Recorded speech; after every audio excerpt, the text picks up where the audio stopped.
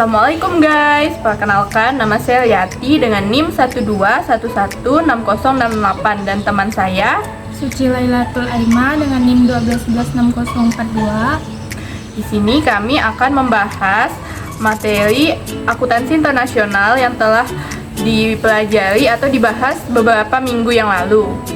Baik, adapun poin-poin yang akan kami bahas ada 3. Yang pertama, pengertian tentang akuntansi internasional dan pemaparan singkat tentang gambaran umum praktik akuntansi di benua Asia, Eropa, dan Amerika.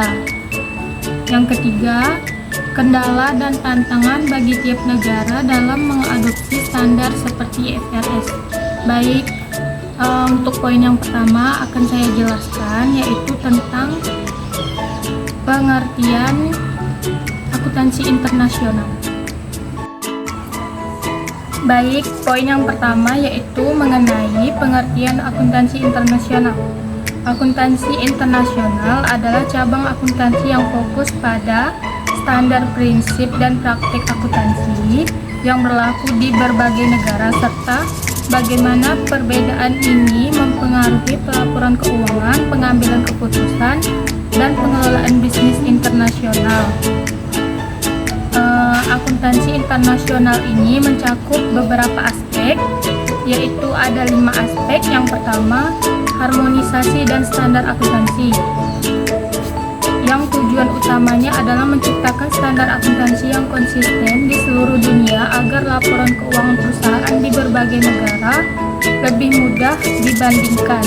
Contohnya seperti penggunaan standar IFRS atau International Financial Reporting Standards yang diterbitkan oleh IASB atau International Accounting Standards Board. Yang kedua, pelaporan keuangan global. Akuntansi internasional memfasilitasi pelaporan keuangan perusahaan multinasional sehingga bisa dimengerti oleh investor, kreditor, dan pemangku kepentingan dari berbagai negara. Yang ketiga, pajak internasional membahas aturan dan perbedaan pajak antar negara termasuk strategi untuk meminimalkan beban pajak secara global. Yang keempat, konvergensi dan perbedaan, mengelola perbedaan antara standar akuntansi lokal seperti PSAK di Indonesia atau GAAP di Amerika dengan standar internasional. Yang kelima, manajemen risiko valuta asing, mengelola risiko yang terkait dengan fluktuasi nilai tukar mata uang dalam transaksi internasional. Akuntansi internasional menjadi sangat penting dalam era globalisasi di mana banyak perusahaan beroperasi lintas negara dan diperlakukan standar yang seragam untuk memastikan transparansi dan akuntabilitas laporan keuangan. Baik, untuk poin yang kedua akan disampaikan oleh rekan saya. Bagian yang kedua yaitu gambaran umum standar akuntansi di Eropa, Amerika, dan Asia. Yang pertama di Eropa. Di Eropa, International Financial Reporting Standard atau IFRS menjadi standar utama yang diterapkan oleh banyak negara.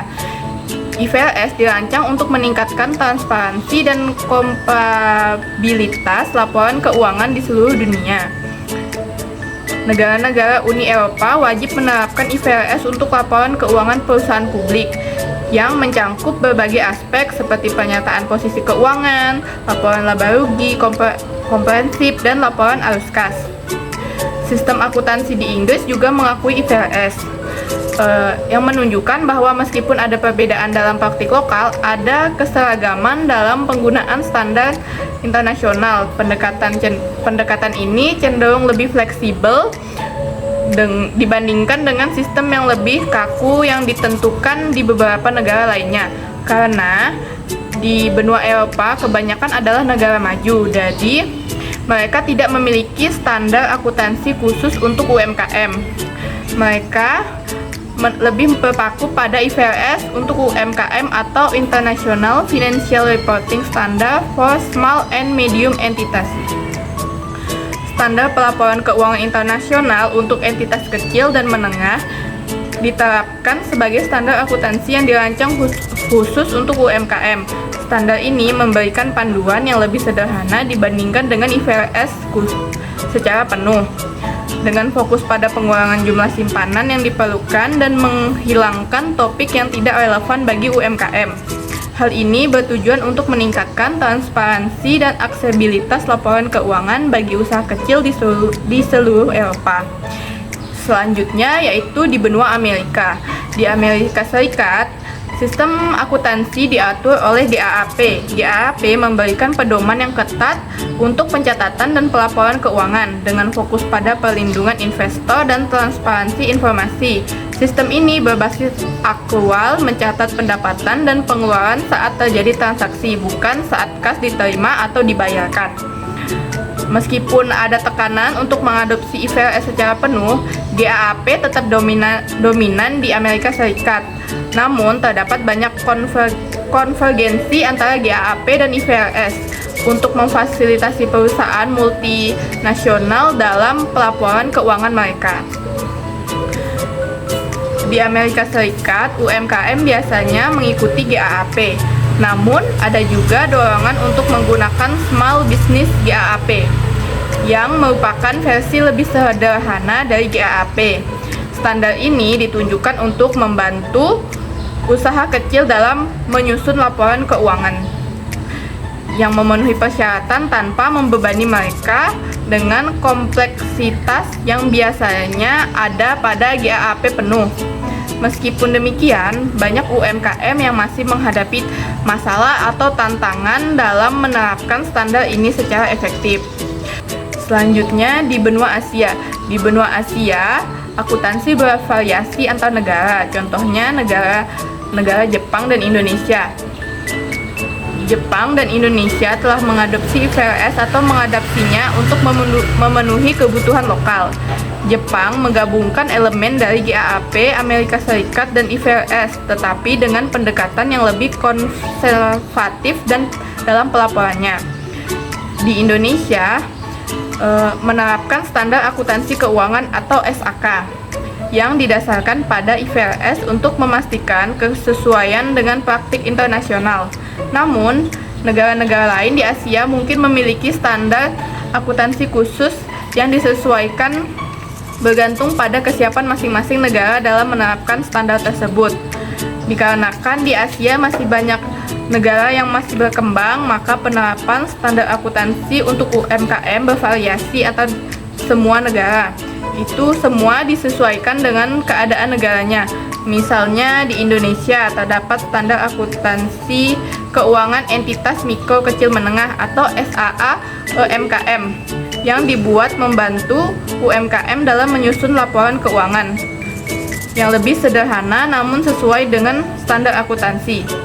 SAK UMKM berlaku pada tanggal 1 Januari 2018 dan dirancang agar mudah dipahami oleh pelaku usaha kecil. Negara lain di Asia mungkin juga mengadopsi IFRS. Di negara lain mungkin mengadopsi IFRS atau menyesuaikan standar lokal mereka untuk mendukung pertumbuhan UMKM di negaranya. Jadi kesimpulannya, secara keseluruhan meskipun ada upaya global untuk menyelaraskan standar akuntansi melalui IFRS, perbedaan tetap ada antara model Anglo-Amerika yang lebih fleksibel dan responsif terhadap pasar serta model kontinental yang lebih kaku dan berfokus pada kepatuhan regulasi. Hal ini menciptakan tantangan dalam membandingkan laporan keuangan antar negara secara keseluruhan. Meskipun terdapat perbedaan dalam pendekatan dan penerapan standar akuntansi untuk UMKM di Eropa, Amerika, dan Asia, tujuan utamanya adalah untuk meningkatkan transparansi dan aksesibilitas laporan keuangan bagi usaha kecil. Standar-standar dirancang agar lebih sesuai dengan kebutuhan dan kapasitas UMKM dalam menyusun laporan keuangan yang lebih akurat dan relevan. Selanjutnya, kami akan menyampaikan materi ketiga, yaitu kendala berbagai negara dalam mengadopsi IFRS. Bagian ketiga yaitu kendala berbagai negara dalam menghadapi IFRS akan kami sampaikan berdua. Untuk yang pertama, kendalanya yaitu pada peraturan perundang-undangan di banyak negara seringkali tidak sinkron dengan IFRS. Hal ini menciptakan tantangan dalam harmonisasi praktik akuntansi lokal dengan standar internasional. Misalnya, sistem hukum perpajakan yang berbeda dapat menghambat implementasi IFRS secara penuh. Nilai-nilai budaya korporasi yang berbeda juga dapat menjadi penghalang. Untuk yang kedua, akan dijelaskan oleh Suci.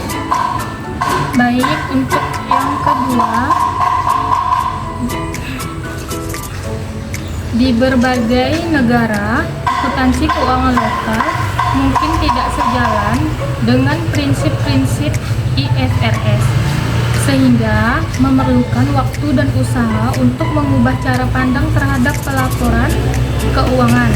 Negara-negara dengan sistem ekonomi khusus seperti ekonomi syariah atau komunis mungkin menemukan kesulitan lebih besar dalam mengadopsi IFRS karena prinsip-prinsip dasar dari standar tersebut tidak selalu sesuai dengan nilai-nilai ekonomi mereka. Sekian materi yang dapat kami sampaikan.